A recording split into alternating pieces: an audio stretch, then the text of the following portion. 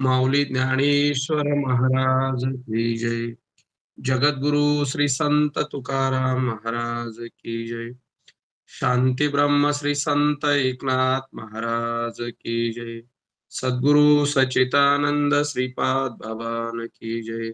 श्री गुरु धूत महाराज की जय. श्री गुरु रंगनाथ महाराज की जय. सब साधु संतन की जय.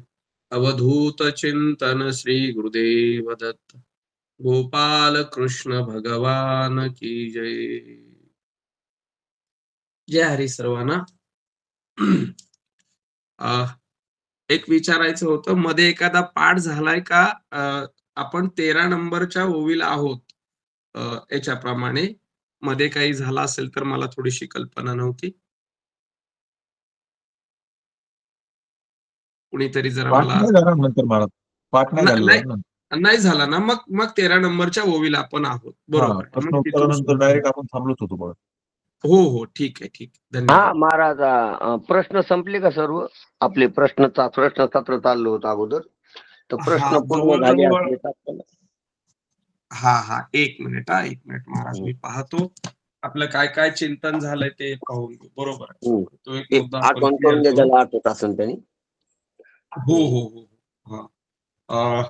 माझ्याकडे आता प्रश्न लिहिलेले आता मला सापडत नाहीत. कोणाकडे आहेत का लिहिलेले? ते लिहिले होते पण ते दुसऱ्या विचारसागर ग्रंथामध्ये गेली ती चिठ्ठी, आणि तो ग्रंथ जरा बाजूला आहे. कोणाकडे आहेत का लिहिलेले प्रश्न आता? बाबा आपल्या ग्रुपवरच आहेत ना याच्या? हो, ग्रुपवर असतील पण आता आहेत का? नाही झालेले प्रश्न झालेले तर उत्तर झालेली. समजा 5 प्रश्न आपण काढले होते, त्यातला एखादा प्रश्न राहिलाय असं काही आपल्या लक्षात येतंय का कोणाच्या? नाही महाराज, लास्टचा प्रश्न माझाच होता. सत्ता, प्रकाश, सुख, सच्चिदानंद आणि हे आपलं आस्ती भाती प्रिय एक का, तर महाराजांनी त्याचं निरूपण केलं. त्याच्यानंतर कोणी प्रश्न नव्हता टाकला. बरोबर. पहिल्यापैकी राहिला नसला तर नवा कोणाच्या मनात आता प्रश्न आहे की एखादा आतापर्यंत राहिलेला किंवा आता नवीन तयार झालेला एखाद्याच्या मनात, त्याच्यावर बोलू. म्हणजे आता प्रश्न सत्र चालू आहे, पुन्हा संपलं की मग बऱ्याच दिवस प्रश्न सत्र होणार नाही. महाराज प्रत्येक शनिवारी ठेवतोच ना आपण, काय असेल तर पुढच्या शनिवारी घेऊ. प्रत्येक शनिवारी विचारतोच ना आपण की कोणाला काही प्रश्न आहे का म्हणून. बरोबर. ठीक आहे, काय हरकत नाही. शनिवारी, उद्या शनिवारी, मग उद्या परवा. चालतं. ठीक आहे महाराज, घ्या पुढची. हो सुरू करू आपण. हो. एवं सचितानंदू आत्मा हा ऐसा शब्दू अन्य व्यावृत्ती सिद्धू वाचक नव्हे. एवं सचितानंदू आत्मा हा ऐसा शब्दू अन्य व्यावृत्ती सिद्धू वाचक नव्हे. सच्चिदानंद आत्मा हा शब्द असज्जड दुःख जे जग त्याची व्यावृत्ती करून सिद्ध झालेला आहे, पण तो शब्द ब्रह्माचा वाचक आहे असे म्हणता येत नाही. विवरण. श्री ज्ञानेश्वर महाराज म्हणतात, सच्चिदानंद आत्मा आहे असे जे श्रुतीने म्हटले आहे ते इतर पदार्थाच्या व्यावृत्तीकरिता म्हटले आहे. सच्चिदानंद ही पदे त्याची वाचक नाहीत. म्हणजे व्यवहारात घट हे पद वाचक असते व कंबुग्रीवादिमान पदार्थ वाच्य असतो. त्याप्रमाणे सच्चिदानंद ही पदे वाचक आहेत व आत्मा त्याचा वाच्य आहे असा अर्थ येथे नाही. कारण आत्मा चारी वाणीचे पलीकडे असल्यामुळे त्याचे ठिकाणी वाच्य वाचक भाव मुळीच संभवत नाही. म्हणून सच्चिदानंद ही पदे आत्म्याची वाचक नाही. ठीक आहे, पुढचा दृष्टांत देतात महाराज, आपण बोलावं.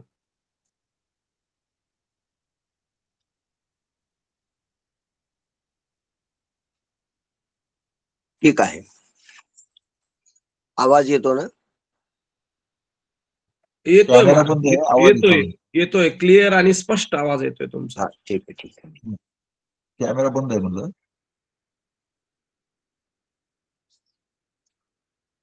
ठीक आहे. एवं सचितानंदो आत्मा हा ऐसा शब्दो अन्य व्यावृत्ती सिद्धू वाचक नव्हे. एवं सचितानंदो, एवं सचितानंदो आत्मा हा ऐसा शब्दो अन्य व्यावृत्ती सिद्धू वाचक नव्हे. एवं सचितानंदो हा आत्मा ऐसा शब्दो अन्य व्यावृत्ती सिद्धू वाचक नव्हे. माऊली ज्ञानोबाराय या 5व्या प्रकरणामध्ये सच्चितानंद पदत्रय विवरण आपल्याला सत चित आनंद या 3 पदानं जे परमात्म्याची लक्षणा किंवा परमात्मा लक्षात आणून देण्यासाठी जी मातेनं खून सांगितली आहे ते अज्ञान नामुळं झोपलेली आहेत. आपल्या स्वरूपावर त्यांना जाग काढण्यासाठी श्रुती मातेनं सच्चिदानंद अशा शब्दाचा प्रयोग केला.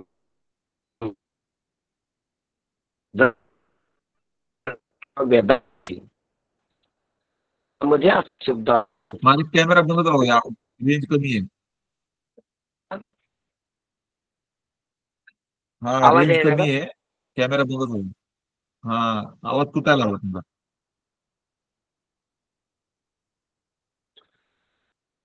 तर असा शब्द श्रुती मातेनं उपयोगात आणलेला आहे.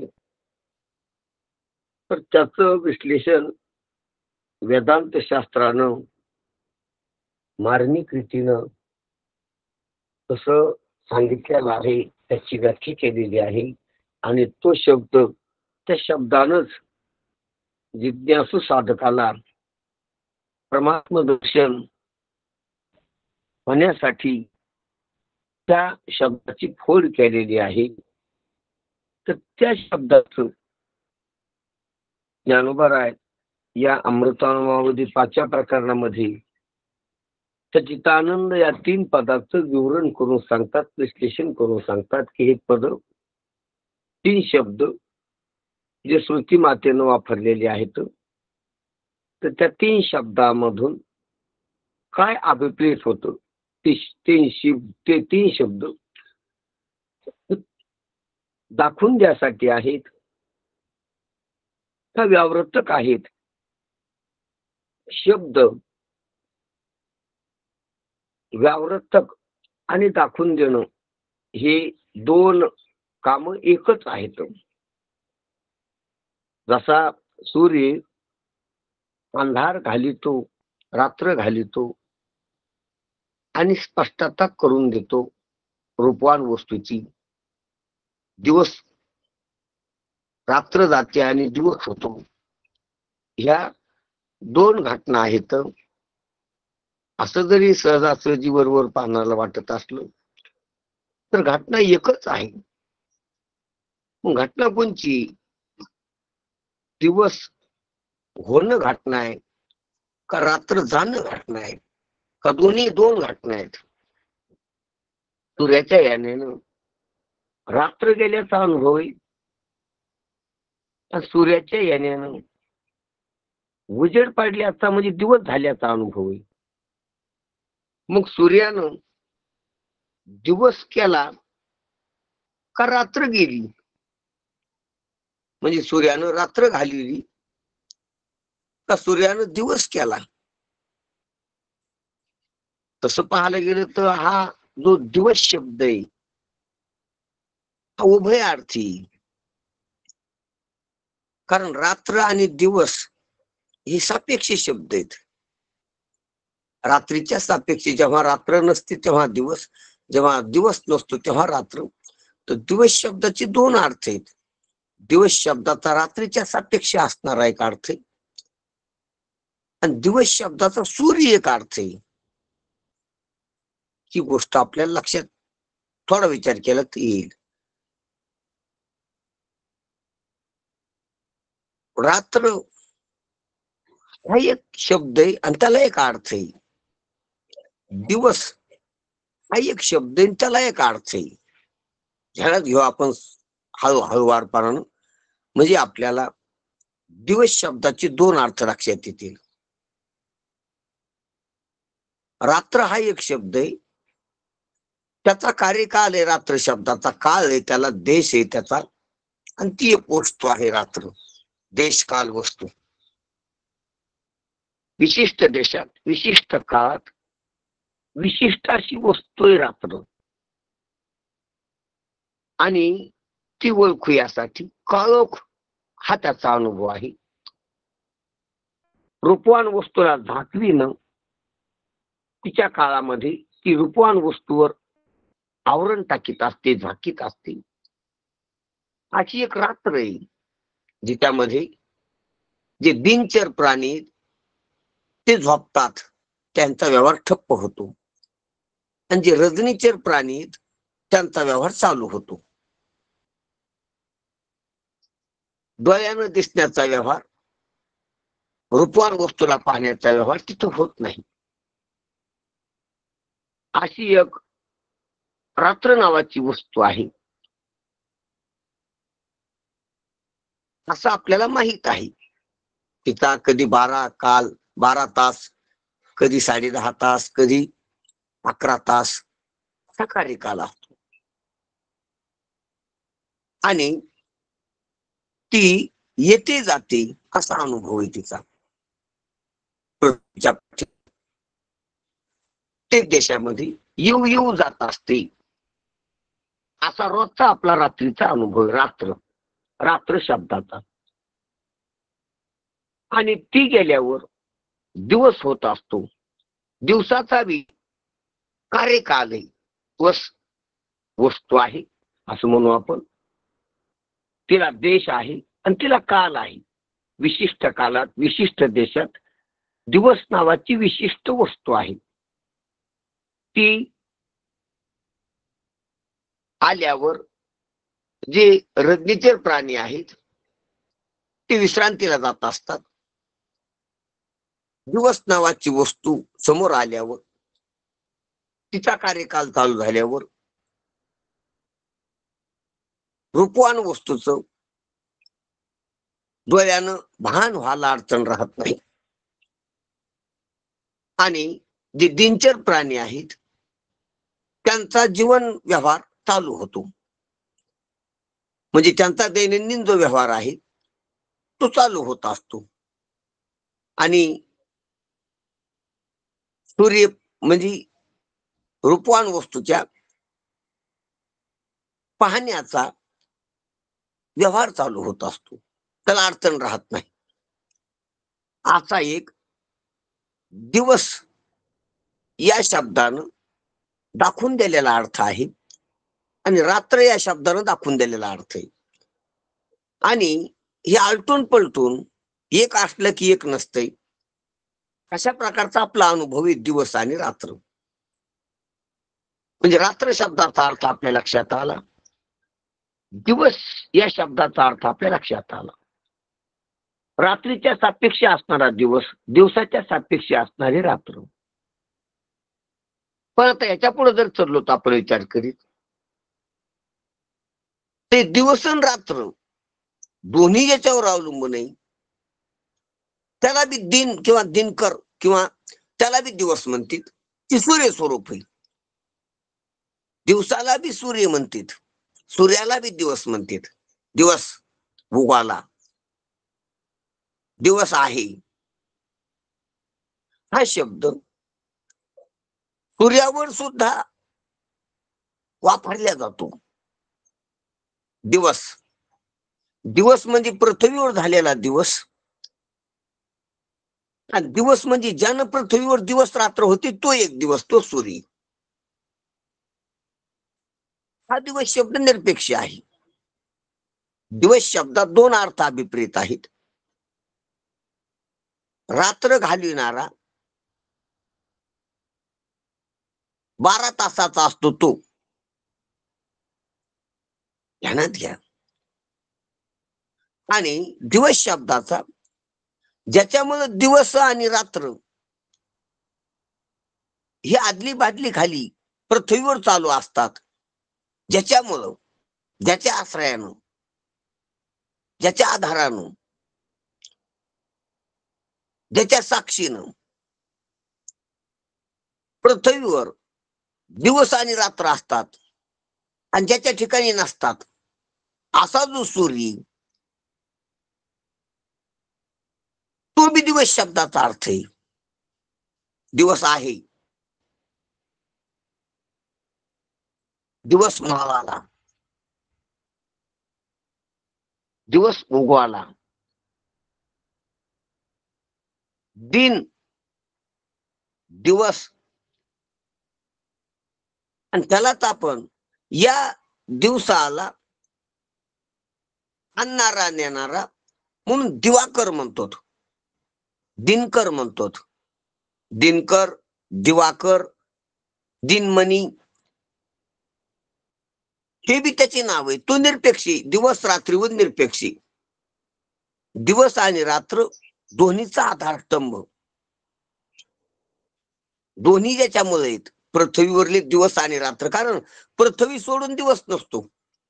आता 12 तासाचा दिवस आहे ना, 10:30, 11, 12 तासाचा दिवस आहे ना, 11:30 तासाचा. तर हा दिवस पृथ्वी सोडून नाही आकाशात. आणि दुसऱ्या ग्रहावर या वेळाचा नाही, त्याचा कार्यकाल वेगळा आहे. चंद्रावर दिवस रात्र होते पण त्याचा कालमान वेगळा आहे. मंगळावर दिवस रात्र होते त्याचा कालमान वेगळा आहे. शनिवार दिवस रात्र होते त्याचा कालमान वेगळा आहे. कारण दिवस आणि रात्र हे प्रकाश आणि छाया आहे, दुसरं काही नाही. ग्रहावर पाळलेला प्रकाश आणि ग्रहावर पाळलेली छाया, ग्रहावर पाळलेला सूर्यप्रकाश आणि ग्रहावर पाळलेली ग्रहाची छाया दुसऱ्या बाजूला, हेच अर्थ अभिप्रेत दिवस रात्र. मग हे 2 दिवस रात्र, राईट, एका बाजूने दिवस आणि एका बाजून रात्र असते अर्धगोला. हे जरी खरं असलं तरी ज्याच्यावर ते दिवस रात्र ते फिरत आहे. रात्रंदिवस फिरत नाहीत बरं का, ग्रह फिरवतो. आणि ग्रह फिरल्यामुळं ग्रहाचा काही भाग दिवसाच्या ठिकाणी येतो, काही रात्रीच्या ठिकाणी येतो. आपल्याला वाटतं असतं दिवस रात्र फिरते, दिवस रात्र फिरत नाहीत. जो उजेडाचा भाग येतो एका बाजूने असतोच, जो अंधाराचा भाग येतो दुसऱ्या बाजूने असतोच. पण ज्याच्यावर उजेड अंधार पाडलेला आहे तो भूगोल, तो भूभाग, तो फिरताय. फिरल्यामुळे उजाडातला भाग अंधारात जातो, अंधारातला भाग उजाडात येतो. यालाच आपण दिवस रात्राचा चक्र म्हणतो. दिनचक्र, कालचक्र. कालचक्र नाही ते भूचक्र आहे. पृथ्वीवरनं जमीन फिरती, नाहीतर एका बाजूनं रात्र रात्रच आहे आकाशात, सूर्याच्या विरुद्ध बाजूनं. सूर्याच्या बाजूने दिवस दिवसच आहे, ती फिरत नाहीत. पृथ्वी फिरते.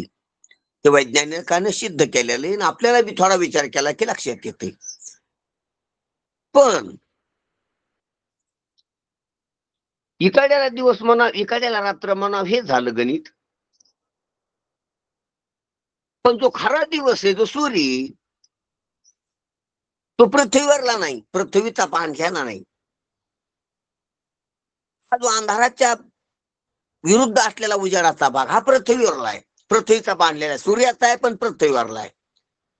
सूर्याचा प्रकाश पृथ्वीवरच्या बाजूला पडला त्या बाजूला आपण दिवस म्हणतो, आणि त्या बाजूला पडला नाही पृथ्वीच्या अर्थाने त्याला आपण रात्र म्हणतो. आणि दिवस रात्र फिरत नाही, पृथ्वी फिरते.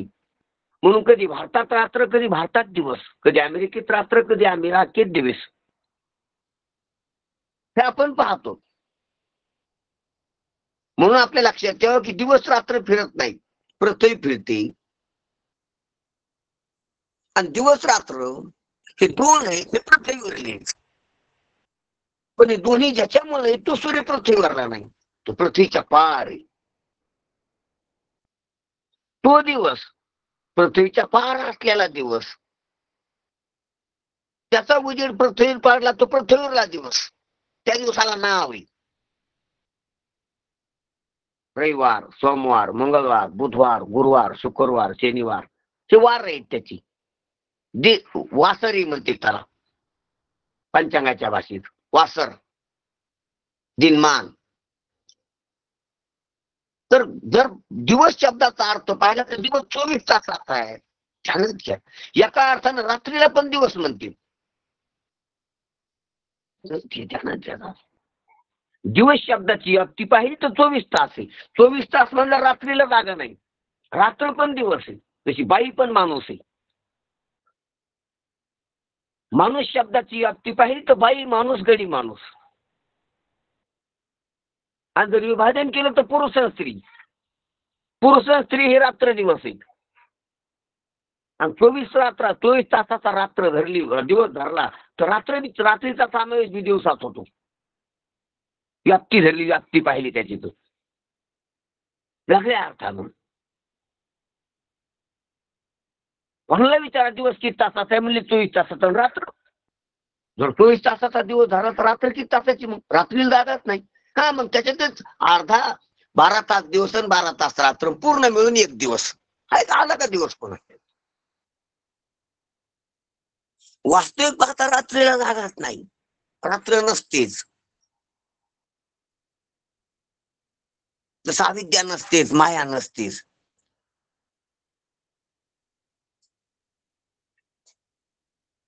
नसते.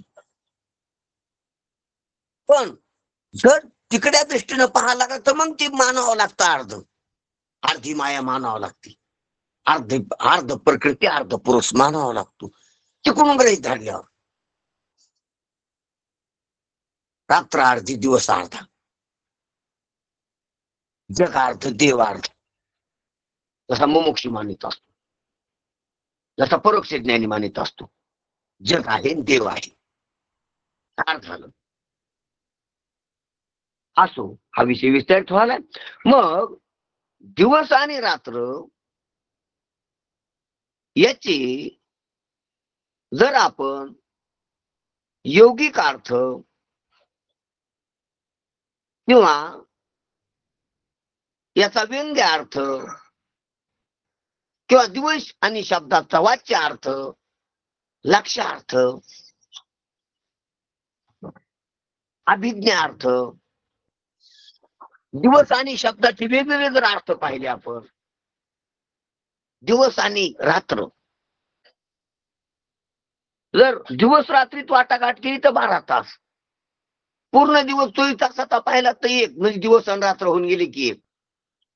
आणि हा दिवस असतो पृथ्वीवरला, पृथ्वीवर चिटकलेल्या पृथ्वीवर व्यवहार करणाऱ्या माणसाच्या मानानं. आणि पृथ्वीवर फार ज्याला म्हणते ज्याच्यामुळे दिवस आणि रात्र होते, तो दिवस शब्द सूर्याला लागू होतो. ज्याच्यामुळे दिवस रात्र होत तो दिनकर, ज्यानं केली ते दिन आणि रात्र, त्याच्यावर आरोग्याला केली नाही त्यानं, त्याच्यामुळे झाली ही मदती स्तव झाली परी म्या नाही केली. दिवस रात्र हे त्या चमकणाऱ्या गोलाने केलीत, लाखो किलोमीटर लांब असलेल्या त्या अग्निकोलानं, त्या फक्त 12 कलानं युक्त असणाऱ्या प्रकाश रूप गोलानं, प्रकाश करणाऱ्या गोलानं, सूर्य गोलानं हे रात्र दिवस केलेत, मान्य होईल, रात्र बी त्यानंच केली, रात्र दुसऱ्या कोण नाही केली, आणि दिवस त्यानंच केला, आणि त्यानं काहीच नाही केलं. तो त्याच्या महिमेत आहे.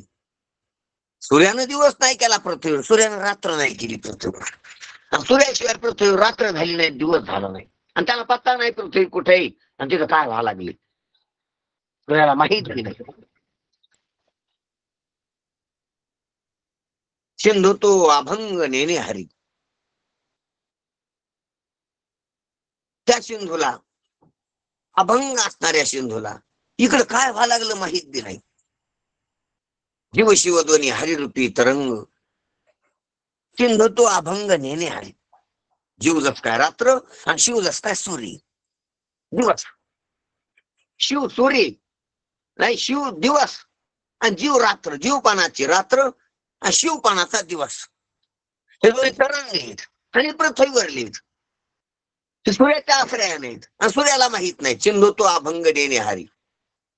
जसे दोन तरंग लहान मोठी, सुनामी लाट आणि रोजची उठणारी लाट, साधारण लाट. लाटाच्या जर गणत्या केल्या तर दोन होत्या ना. कधीतरी अखंबार होणारी भूकंपानं, कशानं, चक्रीवादळानं लाट, महाचक्रीवादळानं, विराट चक्रीवादळानं होणारी किंवा भूकंपानं होणारी सुनामी लाट, कधीतरी होणारी क्वचित, आणि रोजच्या या वाऱ्याच्या लहरीने उठणाऱ्या लाटा. जर लाटाची वर्गवारी केली तर दोन रूपात विभाजन होते. अनेक असतात त्याला रोजच्या लाटा म्हणा, साधारण लाटा, जनरल लाटा, लाटा. आणि कधीतरी विशेष रूपाने उठत असती ती सुनामी लाट. हाहाकार माजून टाकते, सर्व सर्व लाटाला घेऊन टाकते या बाग साधारण. भूभागावर सुद्धा येते ती सुनामी लाट. पण दोन लाटा असल्या तर दोन्ही लाटा समुद्राच्या ठिकाणी नाहीत. दोन्ही लाटा समुद्र स्वरूप आहेत आणि समुद्राला दोन्ही लाटाची माहित नाही. विचारा तुम्ही समुद्राला किती वाऱ्यात सुनामी उठली, ते म्हणतो सुनामी कशाची सुनामी माझ्या ठिकाणी, आणि साध्या लाटा किती, अरे कुठे साध्या लाटाच नाहीत माझ्या ठिकाणी. सिंधू तो अभंग नेणे हरी. जशाच्या सिंधूला एरवीच्या लाटा तर माहित नाहीत, गंती नाही त्याच्याकडे, पण सुनामी लाटाची बी गंती नाही त्याच्याकडे, लाटाच नाहीत त्याच्याकडे. आलाट येतो, लाट रहित येतो, लाट शून्य येतो, लाट विवर्जित येतो, लाट निरपेक्ष येतो. समुद्र, समुद्राच्या ठिकाणी लाटाची सापेक्षता नाही, अपेक्षिता नाही. लाटाची आठवण नाही, लाटाचा अनुभव नाही, लाटाची कल्पना नाही, लाटाचं भान नाही, लाटाचं काहीच नाही, लाटाबद्दल नाहीच, लाटाची प्रवृत्ती नाही, निवृत्ती नाही. समुद्राच्या ठिकाणी लाटच नाही नेहमीच. तसा सूर्याच्या ठिकाणी रात्रंदिवस नाही. तर पृथ्वीवर जे डोळे पाहते त्याला दिसतात. डोळ्यावाल्याला पृथ्वीवर रात्र दिवस असतात, आंधळ्याला पण नसतात. पृथ्वीवर जर आंधळा असला त्याला नसतात. पृथ्वीवर जर त्या डोळ्याचा उपयोग करणार नसला तर त्याला नसतात दिवस रात्र.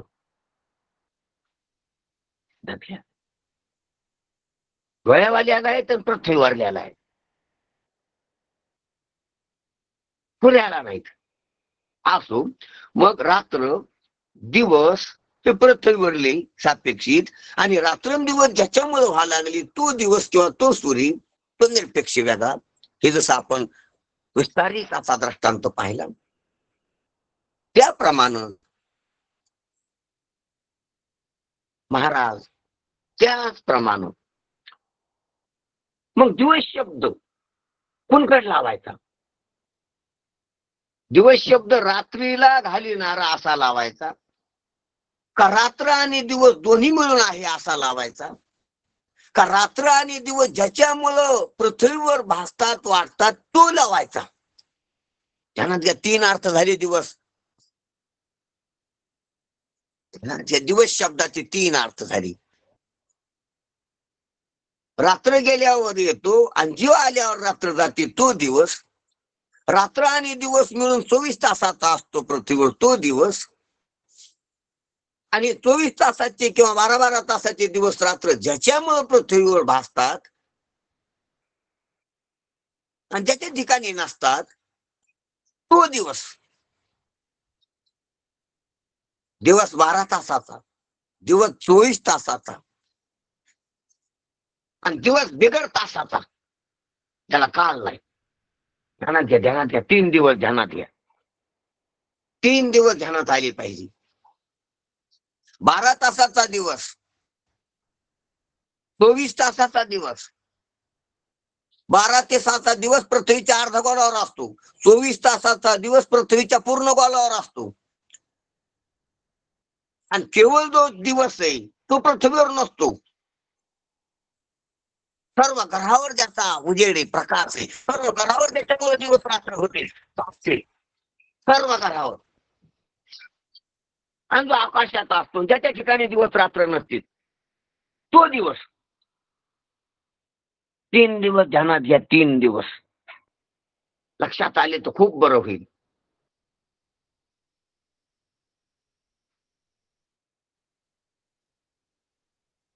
तसं दिवस शब्दाला जसे 3 अर्थ स्फुरले आपल्याला,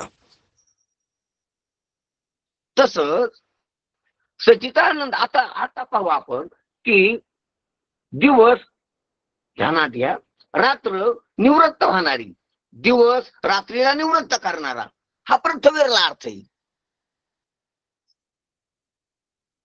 ध्यानात घ्या.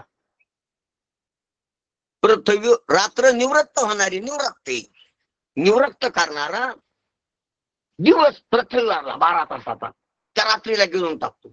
त्याच्या मागेच लागलेला आहे तिच्या गिळायला, आणि ती पुढे पळती. ही धावपळ लोकांची चाललेली कालचक्रात पृथ्वीवर. ती दिवस आहे ना रात्र. मग ती रात्र तिला गिळणारा दिवस. ध्यानात घ्या. आणि त्या रात्रंदिवसाच्या निरपेक्ष असणारा तो दिवस. मग दिवस शब्दाचा कोणता अर्थ घ्यायचा? दिवस शब्दाचा कोणता अर्थ घ्यायचा? ध्यानात घ्या. म्हणून जर निवृत्त करणारा, रात्रीला निवृत्त करणारा दिवस म्हटला तर आपण सापेक्ष अर्थ घातला. रात्र आणि दिवस दोन्हीला आधारभूत असणारा अर्थ घातला,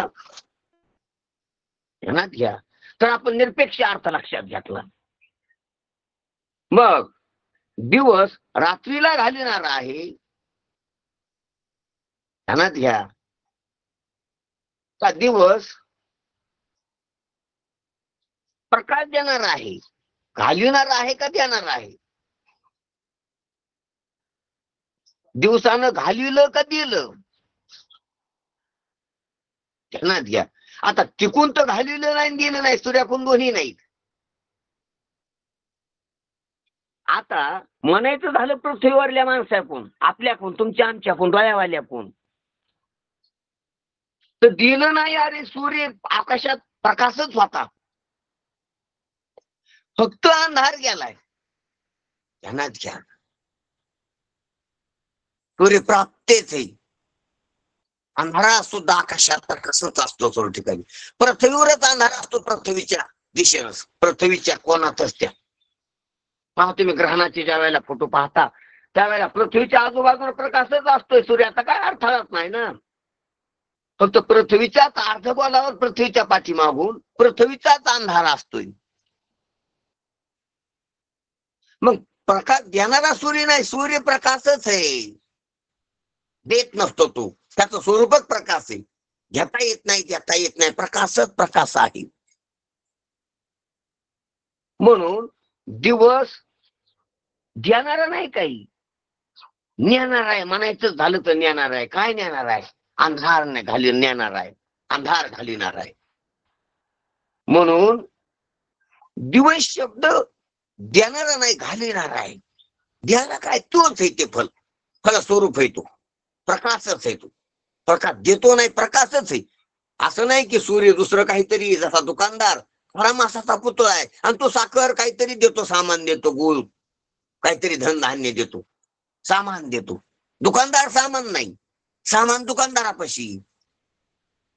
मग दुकानदार माणूस एक खडा मासाचा पुतळा आहे असं म्हणू आपण व्यवहारात, आणि तो सामान देतो मागितल्यानं. तसा सूर्यप्रकाश देतो म्हणजे सूर्याजवळ प्रकाश आहे. सूर्य काय? अरे सूर्य आणि प्रकाश एकच आहे, अनन्य आहे ती. सूर्यानं प्रकाश द्यायला म्हणजे सूर्य कोण आहे? त्यानं प्रकाश द्यायला तो कोण आहे? वेगळा काय आहे? सूर्य आणि प्रकाश याच्यात अनन्य, वेगळं नाही काही. सूर्य तोच प्रकाश, दिवस तोच प्रकाश, प्रकाश तोच दिवस. म्हणून सूर्यानं प्रकाश द्यायला असं म्हणून नाही. म्हणायचं झालं तर सूर्यानं अंधार न्याला म्हणा. म्हणून सूर्य शब्द निवर्तक वापरा, प्रवर्तक नाही. सूर्य शब्द दाता नाही, नेता आहे म्हणायचं झालं. म्हणून गुरु देत काय नाही, नेतीत. तुझे खंडे तरी दुसरे जे ते नेतीत, ते देत नाहीत काही. तर त्याला काय आपलं स्वरूपच आहे ती. आणि ते देतात म्हणजे ते वेगळे आणि ते देतात ते वेगळं असं नाही, तेच ते आहेत.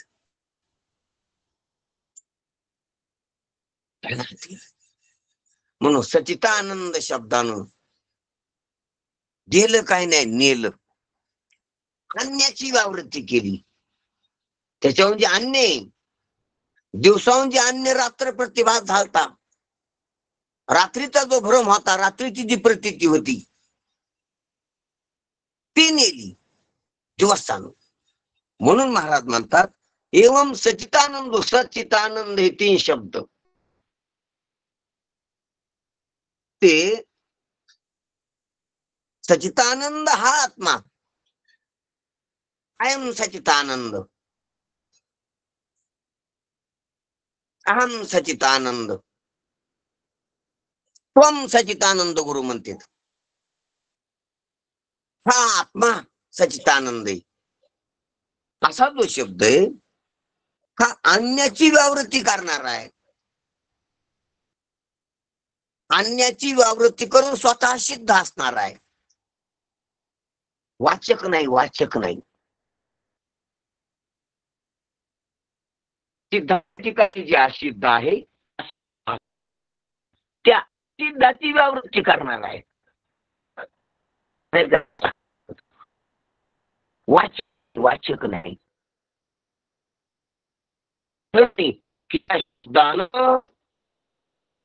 आत्मा दाखवून द्यायला असं नाही.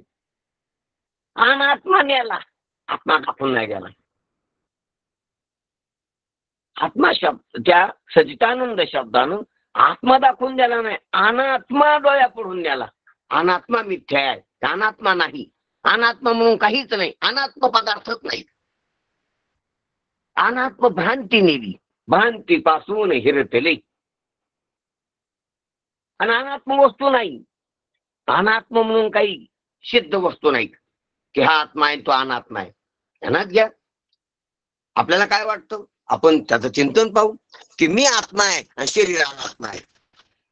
मुमुक्षुला करायचं चिंतन आहे, साधकांना करायचं चिंतन आहे.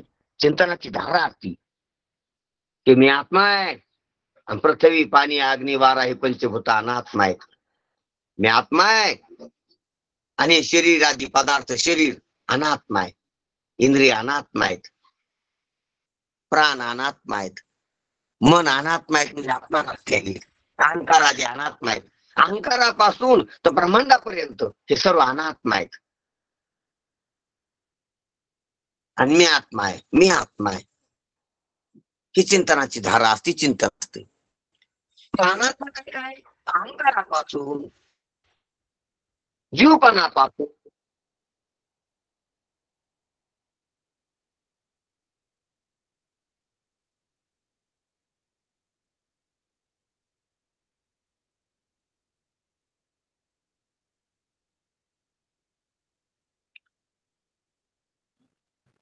आवाज नाही यायला महाराज. एक मिनिट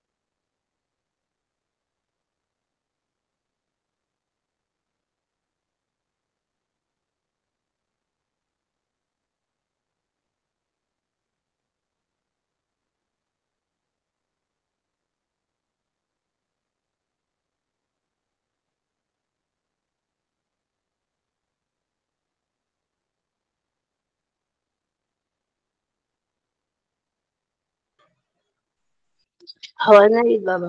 हा, आवाज यायला का आता? हा येतोय येतोय आवाज येतोय यायला येतोय. आता यायला लागलाय. हा, तो थोडा वेळ आलता. बर. ठीक आहे ठीक आहे. काय चाललं होतं आपलं, मला आठवण करून देईन का कोणी? आत्मा अनात्मा नाहीच आहे कोणी. हा. हम्म. अनात्मा हो नाहीच हो आहे हो. कोणी, हा, आत्म्याचाच आहे हे मग सगळं बरोबर व्याप. आहे. हा, आत्मा आपण मी आत्मा आहे आणि हे अहंकारादी पदार्थ, पंचभूत आणि अहंकारादी पदार्थ हे अनात्मा आहेत असं अगोदर मुमुक्षु किंवा साधक संतांच्या संगतीत देह निरसनाचं चिंतन करीत असताना करीत असतो. चिंतन हे अनात्मा आहे तर मी आत्मा आहे. पण बाबा, हे अनात्म पदार्थ प्रतीतीला जरी यायला लागली तर यांची प्रतीती खरी आहे का? खरी म्हणून प्रतीत आहेत काही नाही. ते खरे म्हणून प्रतीती नाही, तशी स्वप्न प्रतीती. प्रतीती आली पण सत्य वस्तूची प्रतीती नाही, भासमान वस्तूची प्रतीती. भासमान आहे म्हणून स्वप्नातलं शरीर अनात्मा नाही, अनात्म भ्रांती. स्वप्नातले जे अनात्म पदार्थ नाहीत, अनात्म भ्रांती. रज्जू सर्व इदम अनुभूती नाही, इदम भ्रांती. इदम वस्तू नाही, इदम भ्रांती. इदम म्हणजे ही, हा सर्प असं आपण म्हणतो. हे पणाची भ्रांती ती. द्वैत नाही करीत तो रोज सर्प. स्वप्नातल्या जगतानं द्वैत नाही केलं, द्वैत भ्रांती, अनात्म भ्रांती.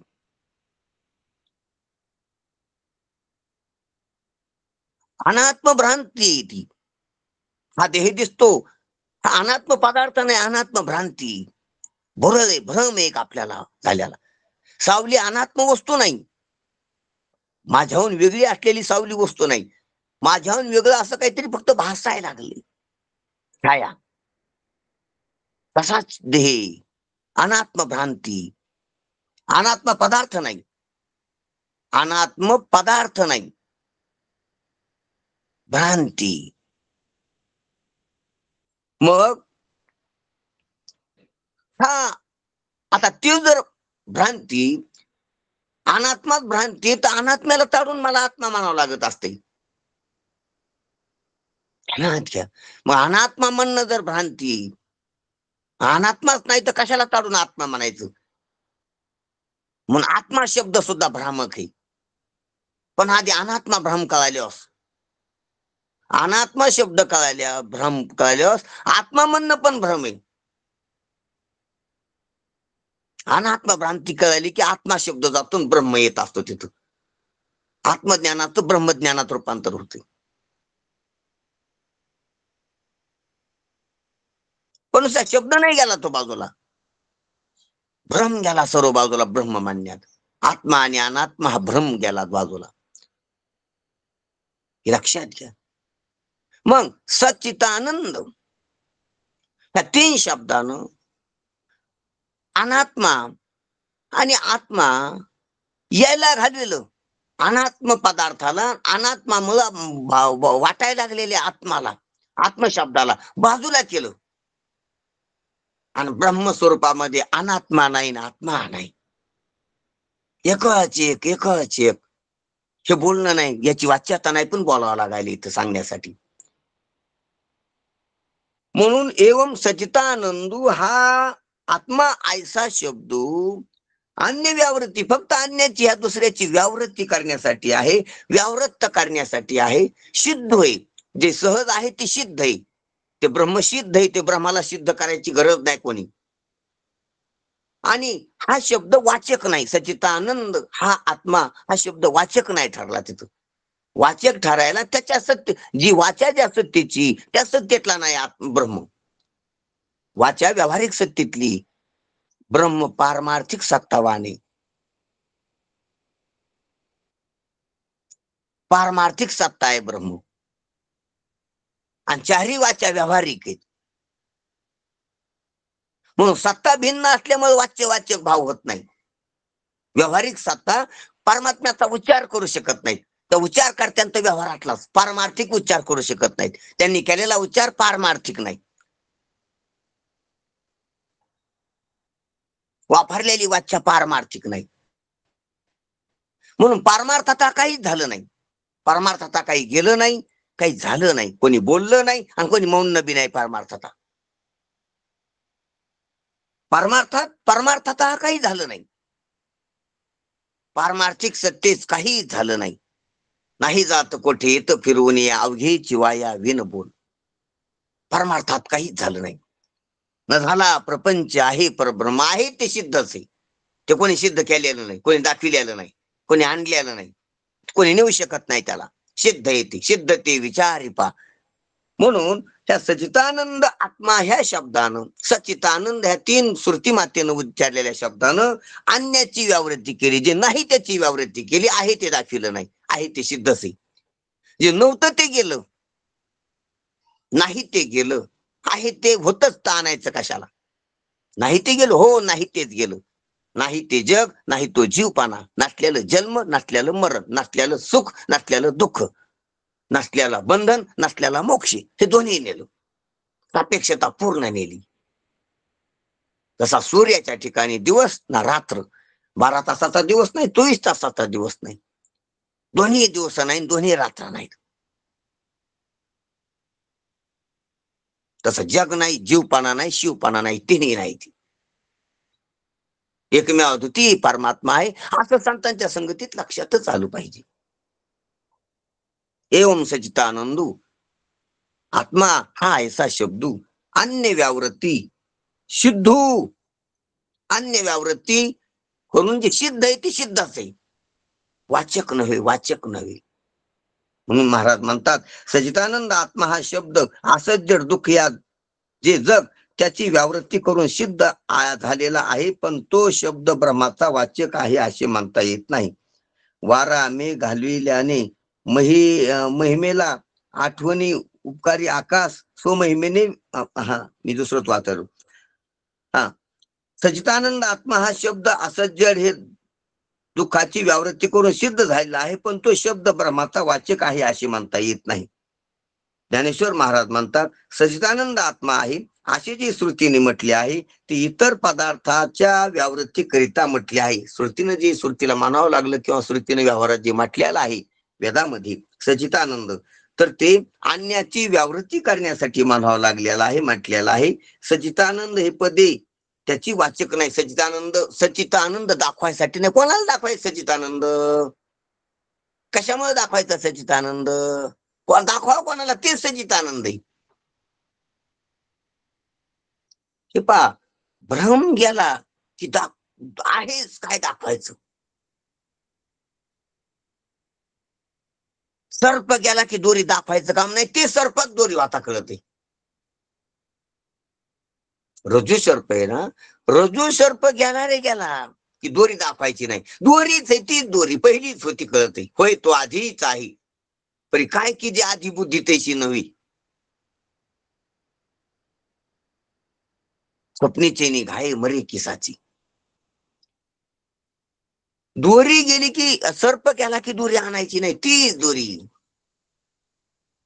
तसा अनात्म भ्रांती गेली की आत्मा काही सिद्ध करायचं नाही, तोच आत्मा आहे, तोच परमात्मा आहे, तेच ब्रह्म आहे.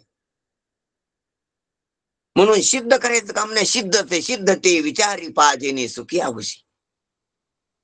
सहज आहे ते सिद्ध आहे ना, न करी त्याचे गांधे पण नारायण सिद्ध उभा, सिद्ध उभा, सिद्ध उभा.